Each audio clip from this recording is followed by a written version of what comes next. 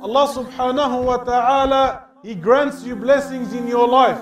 And in these blessings that He gives you, Allah subhanahu wa ta'ala, He commands you to use these blessings for the good. Allah subhanahu wa ta'ala, He commands you to use the blessings that He gives you for the benefit of society, for the benefit of the community, for the benefit of yourself. Allah subhanahu wa ta'ala, He gives you blessings. And one of the greatest blessings that He gives you is al-basr, the eyesight. At the same time, my brothers in Islam, Allah subhanahu wa ta'ala, He commands that when He gives you this blessing, that you do not use it for corruption, that you do not use it for the negative impact of the community, of the society.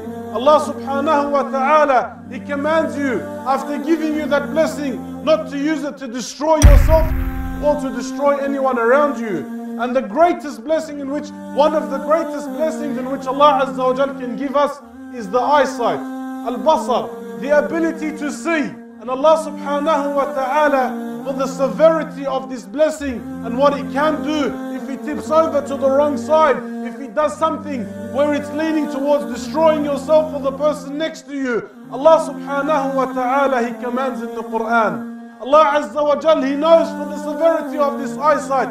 He says in the Quran, قُلْ لِلْمُؤْمِنِينَ يَغُضُّوا مِنْ أَبْصَارِهِمْ.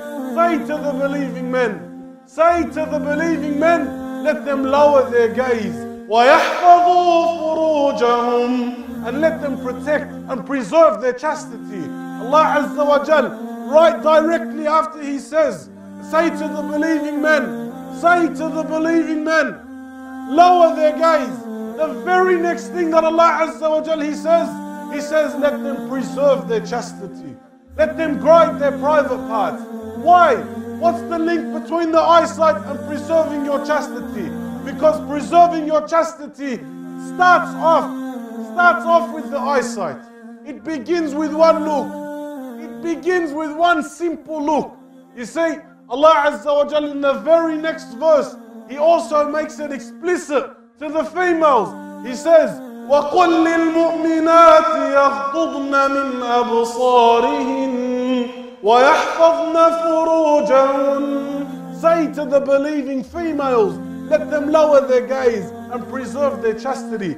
Very direct, very explicit. Say to the believing men, say to the believing men, lower their gaze.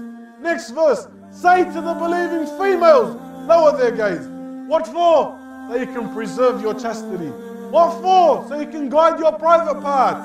My brothers in Islam, Allah Azza wa Jal has given you and entrusted you with this blessing. And He has commanded you, and He has created a boundary and limits around this blessing that He has given you. And He has made this boundary and He's given it to you very explicitly, very direct. To the males, to the females, lower your gaze so you can preserve your chastity. My brothers in Islam, Allah Azza wa Jal, He makes that link. Why didn't He say right after the verse, right after the part where He says, lower their gaze, why didn't He say anything like, let them protect their tongues, or let them protect the hearing, let them protect whatever sense that's close to your mouth. Hearing is close to the mouth. Tasting is something close to the mouth. Afwan, to the eyes. All of these senses are close to what? The eyesight.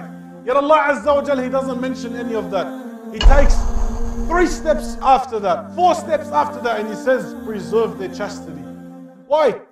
Because the one who frees their desires so he can look, the one who frees his desires so he can look, so he can use the eyesight against something in which Allah Azza wa Jal is not pleased of, he is very easily going to use his desires so he can fulfill them in the haram. So Allah Azza wa Jal makes it explicit. Preserve your chastity.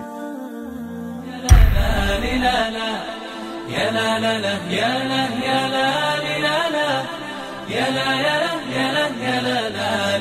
la